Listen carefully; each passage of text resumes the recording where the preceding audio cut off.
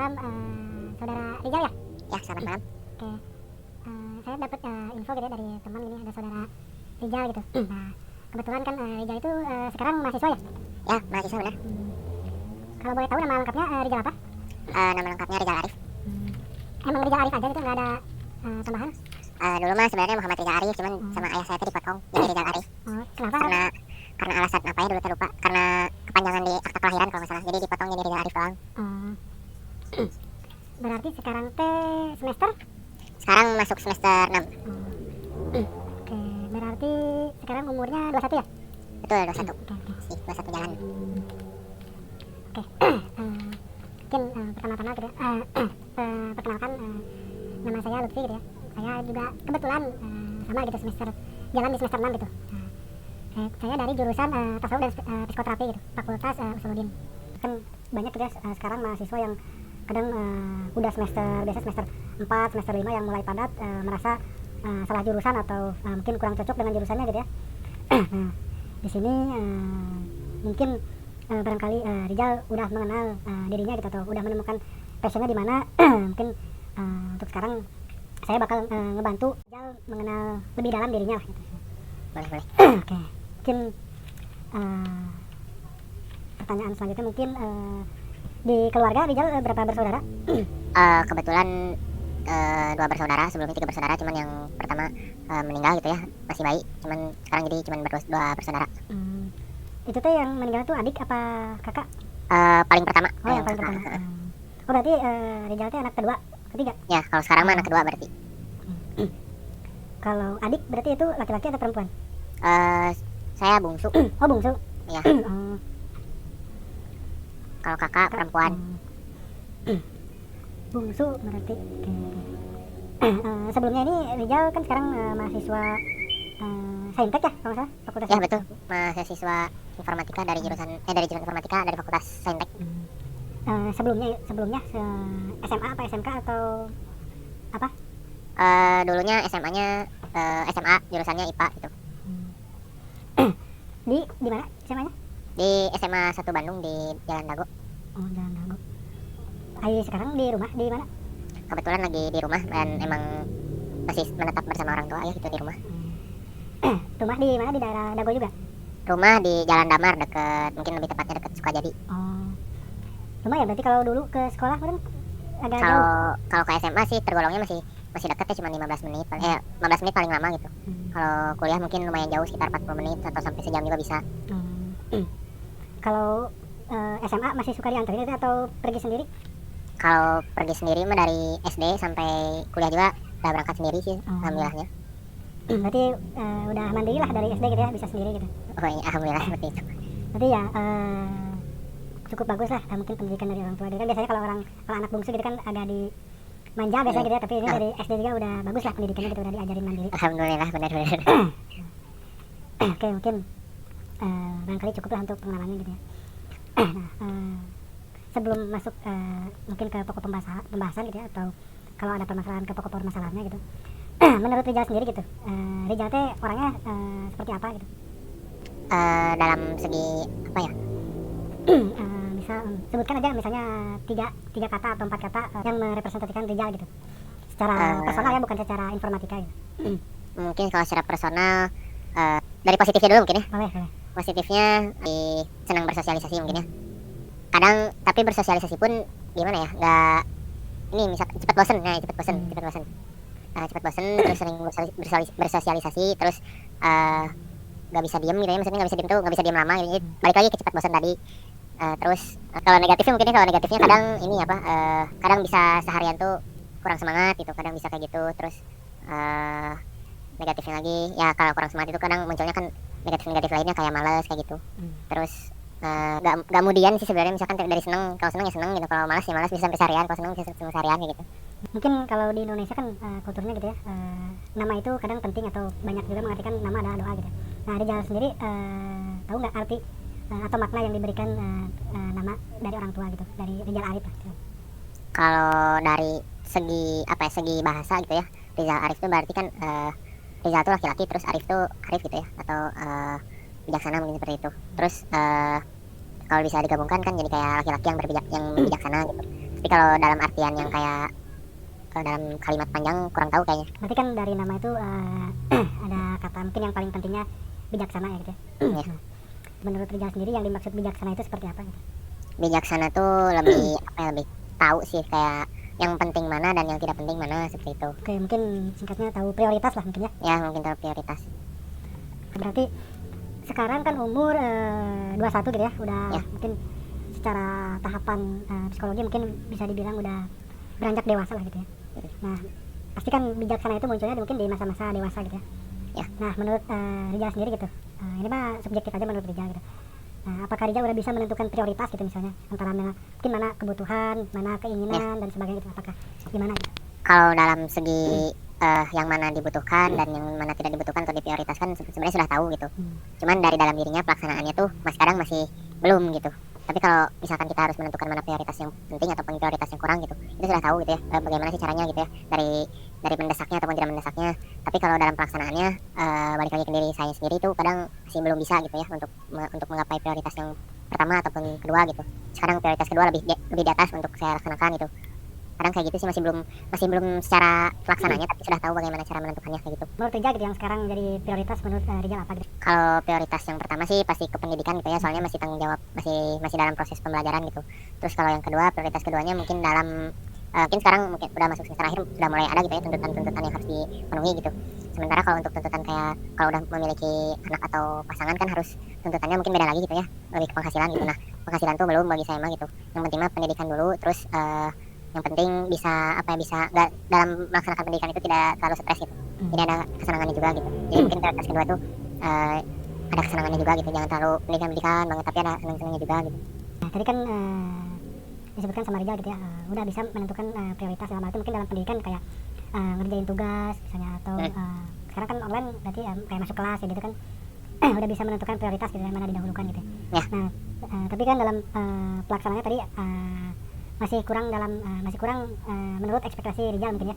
Nah, yang menjadi kesulitannya itu dalam pelaksanaannya itu apa, seperti misalnya atau masuk kelas tepat waktu atau dalam hal mengerjakan tugas atau dalam hal apa gitu di pendidikannya itu Yang sulitnya ya, untuk menentukan itu pelaksanaannya tadi. sebenarnya kalau dalam misalkan apa ya, misalkan saya bisa gitu ya, kayak paham gitu atas tentang materi ini, tentang apa gitu, berarti saya ngerjainnya pasti cepat gitu. Kayak misalkan ada tugas dari dosen tentang misalkan tentang tugas algoritma apa gitu ya misalkan, dan saya tuh paham gitu, langsung dikerjakan secepatnya juga. Nah, yang membuat saya lama itu ngerjainnya tuh ketika stuck gitu, nggak bisa gitu, terus di skip dulu gitu, lanjutin prioritas yang kedua gitu. Kadang di situ gitu. Jadi ketika kalau saya bisa mah saya juga pasti langsung gas gitu, bahkan baru dikasih juga langsung digas gitu, langsung dikerjain. Tapi kalau misalkan baru aja misalkan kelihatan tugas itu susah gitu, kadang ke dalam diri saya juga kadang malas gitu ya, kayak aduh nanti dulu lah, terus udah nyobain belajar ternyata stuck juga, terus moodnya turun lagi kayak gitu. Mungkin yang buatnya tuh karena saya tuh belum bisa dan sulit untuk memahaminya gitu. Oke. Semangat untuk mempelajarinya juga gitu. Oke, berarti emang kalau mengerjakan hal yang disukai gercep lah gitu ya. Nah, Betul. tapi kalau yang mungkin agak ada mungkin challenging-nya atau emang mungkin di luar kapabilitas Rijal, jadi agak malas lah untuk nguliknya gitu mungkin ya. Betul. Misalnya dari sekarang ada 6 semester gitu ya, udah dilalui gitu ya, 5 atau 6 semester gitu Ya. kan, ada matkulnya juga gitu ya, ada tugas-tugas juga yang diberikan sama dosen gitu. Ya. Dari selama ini gitu yang diberikan dari dosen, tugas dan sebagainya gitu, yang menurut Rijal paling disukai gitu untuk sampai saat ini gitu, apa gitu yang paling disukai, jadi paling gercep lah ngerjain tugasnya gitu. RPL mungkin. Tugas RPL itu ngapain ya? Tugas RPL tuh kayak nggak ngoding, tapi saya bikin rancangan gitu dari awal sampai buat desainnya.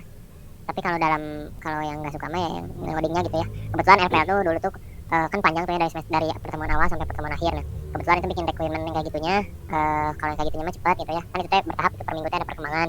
Nah, kalau mengerjakan yang kayak gitunya mah, kayak rancangan kayak gitunya mah cepat gitu. Tapi kalau pas kan itu mah pasti tugas akhirnya tuh sampai UASnya tuh bikin perancangan juga ya, sampai jadi aplikasinya. Nah, kalau sampai jadi aplikasinya mah enggak gitu, saya tuh cepat tuh sampai bagian ngedesain gitu. Tapi kalau pas bagian codingnya mah enggak cepat. Paling senang mungkin di situ gitu, sampai saat ini gitu. Untuk Rijal ada sisi positifnya lah gitu, nggak mungkin ada beberapa mahasiswa yang emang mungkin sampai putus asa atau ada kata dalam artian salah jurusan gitu ya. Mungkin Rijal masih ada skill yang bisa dikembangkan gitu ya. Nah, ya. Mungkin pengetahuan saya mungkin wajar lah gitu ya. Mungkin masih masa fase peralihan dari remaja menuju dewasa gitu masih bimbang dalam mengerjakan sesuatu yang tidak disukai lah gitu ya. Ya. Itu masih wajar gitu. Selagi emang setidaknya nggak lepas dari tanggung jawab gitu ya, tugasnya dikerjain meskipun kurang sempurna gitu ya. Tapi kan nilai plusnya ada, masih ada beberapa yang disukai, jadi dalam pengerjaan tugasnya itu masih bisa tuntas lah gitu atau sempurna sesuai mungkin ekspektasi Rijal gitu ya. Tapi nanti nggak apa-apa dipanggil Rijal aja gitu, atau biasanya kalau teman-teman manggilnya apa? Oh, kalau teman-teman manggilnya Ijal aja sih. Oh, Ya. Rijal. Tapi Rijal juga nggak apa-apa sih, yang penting mah nyaman aja. Oke. Nyamannya aja enak gimana. Soalnya menerima aja sih dipanggil apa juga. Asal jangan aneh-aneh aja. Kalau dipanggil Arif boleh nggak? Kayaknya nggak masuk. Nggak jadi. Asal ada gitu ya kalau Arif. Ya, soalnya jarang juga. Paling ada sih sebenarnya yang manggil Arif, cuman nggak aneh juga sih sebenarnya. Biasanya dari kecil disebutnya Ijal atau Jal atau Rijal juga masuk sih. Oke. Mungkin di seterusnya saya panggil Ijal aja gitu ya. Boleh. Nah, tadi kan kayak mungkin ketika implementasi gitu ya, ketika udah jadi rancangan, ketika implementasi jadi program, agak berat lah untuk mengerjakannya gitu.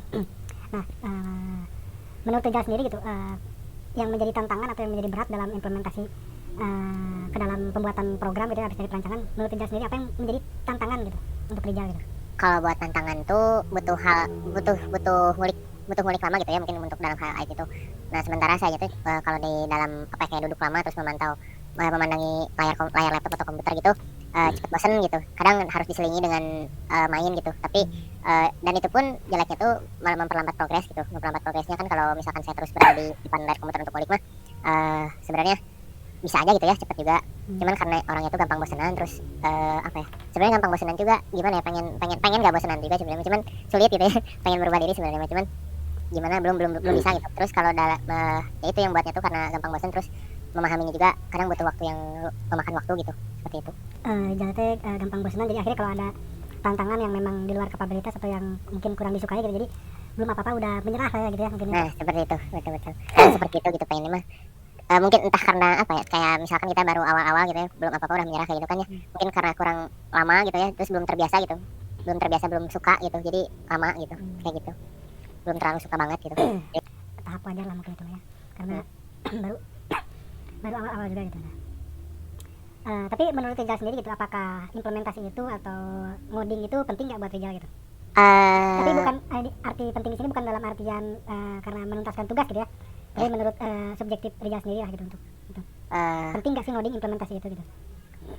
Menyelesaikannya kan memang harus bisa mungkin ya, jadi penting gitu. Tapi kalau saya nggak ada di jurusan ini mah mungkin kayaknya nggak akan ada kepikiran untuk belajar ngoding sih sebenarnya mah. Pernah sih dulu tuh sebenarnya kayak nyoba HTML pas SMP gitu. Cuman baru awal langsung awalnya nggak jadi gitu. Tahunya pas kuliah masuk. Oh, waktu sebelum kuliah udah emang mulai nyoba ngoding?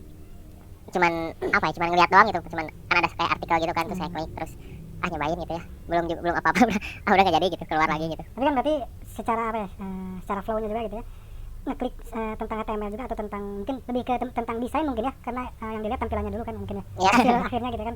Jadi waktu ketika implementasinya mungkin langsung agak mundur lah gitu ya. Iya, betul. Untuk sekarang kan permasalahannya itu ya, pertama mungkin gampang bosan, khususnya mungkin gampang bosan di sini dalam artian sesuatu hal yang mungkin Ria kurang sukai gitu ya, atau dia terlalu lama lah gitu ya. Saya boleh ngasih masukan gitu ya, di salah satu buku judulnya Atomic Habits gitu ya, karya James Clear gitu. Di sana dijelaskan tentang bagaimana kita membangun kebiasaan. Nah, di sana juga James Clear itu menjelaskan gitu, untuk membangun kebiasaan itu yang paling penting itu adalah sistem. Maksud sistem itu lingkungan. Misal Ijal ini mau membangun habits misalnya lari pagi gitu ya. Nah, dalam artian lingkungan ini James Clear menjelaskan gitu ya, Rijal harus mungkin malam hari ketika sebelum tidurnya gitu ya, menyiapkan sepatu larinya, kaos kaki larinya, celana larinya, misalnya baju larinya di sekitar gitu, di dekat Ijal yang bisa terlihat lah gitu.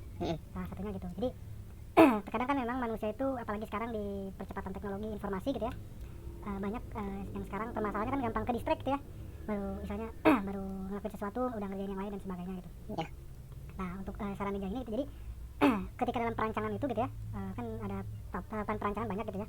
Nah, ketika implementasi desain misalnya 1 page atau 2 page gitu ya, atau 1 page lah gitu ya, coba langsung diimplementasikan ke coding gitu. Jadi di sana James Clear menjelaskan gitu ya, kita harus menyandingkan atau mempadukan untuk membangun sebuah kebiasaan gitu ya, yang awalnya tidak disukai, menyandingkan sesuatu hal yang disukai dengan yang tidak disukai. Misal di contoh James Clear misalnya, tadi lari pagi misalnya, anggaplah di treadmill gitu lari paginya misalnya. Nah, mungkin Ijal sendiri suka nonton film gitu ya, misalnya film sekarang yang lagi rame Stranger Things misalnya. Nah, Ijal boleh memadukan gitu ya, sambil menonton Stranger Things, Ijal lari di treadmill kayak gitu. Jadi disandingkan apa yang Ijal sukai dengan yang tidak sukai gitu. Nah, halnya mungkin dari ngoding juga gitu. Misalnya Ijal kan lebih sukanya mungkin ngedesain gitu ya. Sepengetahuan saya kan kalau ngedesain implementasinya yang paling penting itu kan HTML, CSS dengan JavaScript gitu ya. Nah, boleh setelah desain satu page beres gitu, jangan gitu, perancangan-perancangan yang lainnya ditunda dulu gitu. Satu page misalnya, coba implementasi ke coding gitu, ke HTML-nya, CSS-nya gitu. Kalau udah mulai agak bosan, boleh lanjut lagi desainnya, perancangan lagi gitu.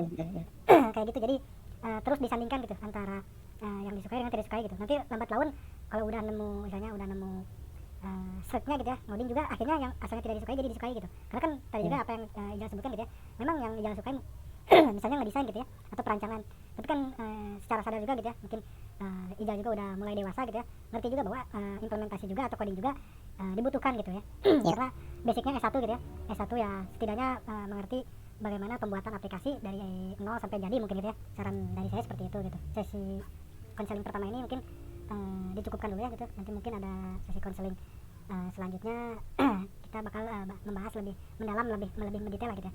Karena dari mungkin biasanya untuk sesuatu hal yang bosan itu kita harus menemukan juga triggernya gitu. Mungkin bisa jadi gitu triggernya bukan satu aja gitu, mungkin karena faktor lainnya gitu, seperti tadi misalnya lingkungannya gitu kan. Mungkin karena lingkungannya misalnya ngerjainnya deket kasur, akhirnya otaknya mungkin anggapannya mudah lelah dan sebagainya, jadi ada kasur bisa rebahan. Nanti kita bahas mungkin di pertemuan selanjutnya untuk lebih mendetail gitu ya. Mungkin apa aja yang tadi dibahas gitu ya. Ijal menyebutkan positifnya dari diri Ijal gitu ya. Pertama senang bersosialisasi gitu. Mungkin Ijal juga menyebutkan positifnya nggak bisa diam, mungkin bagus gitu. Jadi orangnya emang produktif lah gitu mungkin ya. Karena mungkin nggak bisa diam, jadi harus setelah mengerjakan satu hal lanjut ke tugas lainnya dan sebagainya gitu. Jadi sisi positifnya dari sifat Ijal yang nggak bisa diam gitu ya. Ya mungkin Ijal bisa lebih produktif gitu, mengerjakan mungkin beberapa tugas yang berbeda gitu. Tapi terkadang juga negatifnya gitu, bisa seharian atau mageran gitu ya. Nanti kita mungkin bahas trigger ini gitu, tentang seharian ini bisa sampai mager gitu, nanti di pertemuan selanjutnya kita bahas gitu ya. Ya, siap. Mungkin cukupkan aja untuk pertemuan sekarang gitu ya.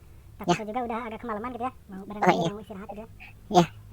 Baik, mangga bisa mau live duluan lah, saya persilahkan. Siap, mungkin terima kasih kepada Lutfi yang sudah memberikan saran dan konselingnya gitu ya. Siap. Nuhun. Assalamualaikum. Waalaikumsalam.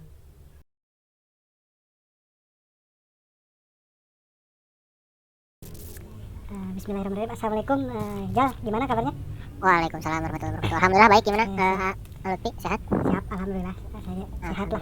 Insya Allah. Oke, mohon maaf sebelumnya ini agak malam gitu ya. Mungkin karena saya juga ada kegiatan dan lain hal gitu ya. Mohon dimaklumi.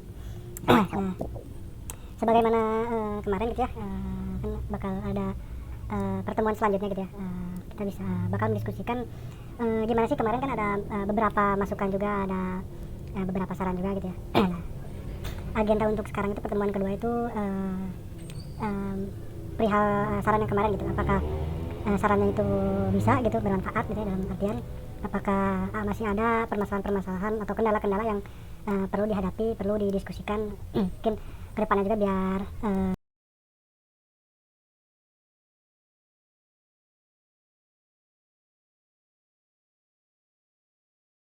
aktivitas yang bermanfaat bagi kita, terus kita istirahat gitu ya. Nah, ketika kita istirahat juga menurut saya bisa dikatakan produktif ketika istirahatnya tuh ya dipakai tuh karena emang capek gitu, bener gitu istirahatnya tuh. Dan ya yang dikatakan produktif tuh ya intinya mah seperti itu sih Kang, kayak apa ya, kayak kita melakukan aktivitas yang menurut kita tuh berguna gitu, manfaat buat kita ataupun buat orang lain gitu, setidaknya buat diri kita lah sendiri gitu. Intinya mah nggak kurang malas-malasan lah, walaupun sebenarnya malas-malasan pun kan berguna gitu ya. Maksudnya bergunanya tuh dalam artinya tuh ketika kita istirahat gitu, habis kita melakukan aktivitas yang lain misalkan yang bikin stres kita ataupun kitanya terlalu capek gitu ya, lebih baik istirahat seperti itu gitu. Oke. Memang biasanya juga ada yang disebutnya menunda sebuah pekerjaan gitu ya. Nah, terkadang memang orang bilang gitu ya, menunda pekerjaan itu sesuatu yang buruk gitu ya. Nah, sebenarnya emang ada sisi buruknya, ada sisi baiknya gitu ya, menunda pekerjaan gitu ya. Nah, mungkin lebih tepatnya bukan menunda pekerjaan gitu. Misalnya kalau memang kita mengerjakan sesuatu terus menghadapi sebuah masalah gitu, terus mentok gitu ya, atau sulit untuk memecahkannya gitu ya. Nah kita bisa mengerjakan sesuatu yang lain lagi gitu, sesuatu yang lain dulu misalnya gitu. Nah makanya penting juga kita nge-planning untuk hari ini gitu misalnya. Nah kalau orang kan biasanya nge-planning apa yang mau dikerjakan itu pagi-pagi gitu ya. Ya. Nah kalau setahu saya gitu ya, kalau di ajaran Islam itu malah malamnya gitu udah direncanain teh. Jadi biasanya malam itu sambil evaluasi gitu apa yang sudah dikerjakan dan mempersiapkan buat besok paginya gitu. Nah disambung juga sama kayak kemarin metodenya dari Atomic Habits gitu, apa yang bakal dikerjain besoknya gitu ya. Nah tulisan itu tuh disimpan di sesuatu yang terlihat. Maksudnya gini, misalnya anggaplah Ijal kalau bangun tidur aktivitas yang pertama dilakuin apa gitu. Pasti karena ada HP gitu di sebelah, pasti cek HP dulu gitu. Misalkan ada sesuatu informasi, misalkan ada takutnya ada yang orang hubungin gitu kan habis bangun tidur, atau ada sesuatu yang penting, pasti HP dulu tuh misalnya. Boleh misalnya cara mengakalinya gitu ya, karena itu sebuah aktivitas pertama gitu. Nah malamnya Ijal tulis di sticky note misalnya, sticky note apa yang mau dikerjakan besok, misalnya mengerjakan A, mengerjakan B, mengerjakan C gitu. Nah malam sebelum tidur tempel sticky note di layar HP. Jadi ketika bangun teh, oh iya ingat sekarang tuh mau ngerjain ini gitu.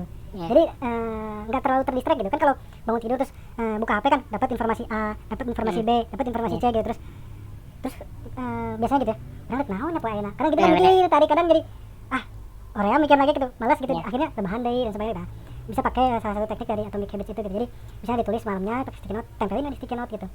Benar. Atau enggak pakai kalau pakai Google Calendar gitu ya, kan bisa nambahin event-event gitu ya.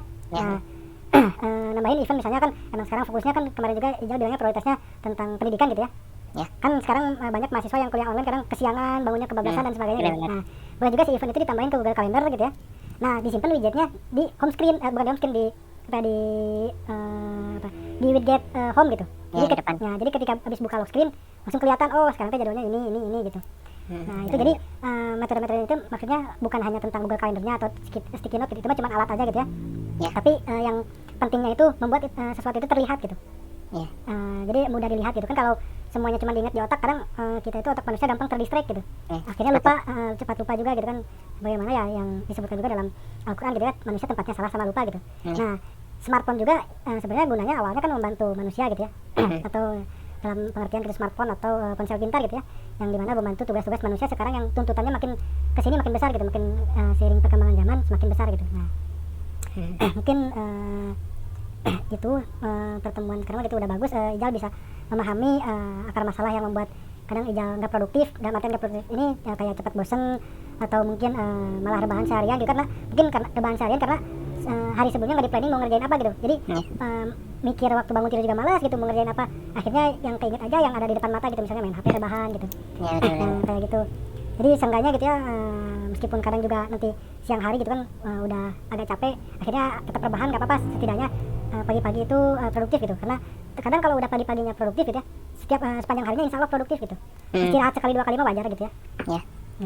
Mungkin seperti itu. Jadi untuk menanggulangi rebahan seharian gitu ya. Selanjutnya kan kemarin kendala Ijal itu sering rebahan, maksudnya rebahannya kadang sampai seharian gitu ya. Benar. Sebenarnya kalau ngambil di weekend gitu ya, kayak gitu misalnya rebahan seharian kalau memang nggak ada kegiatan misalnya main sama teman atau gimana, nggak apa-apa gitu. Tapi kan kalau rebahan sehariannya dalam artian ada tugas deadline gitu kan, itu yang bahaya gitu. Benar.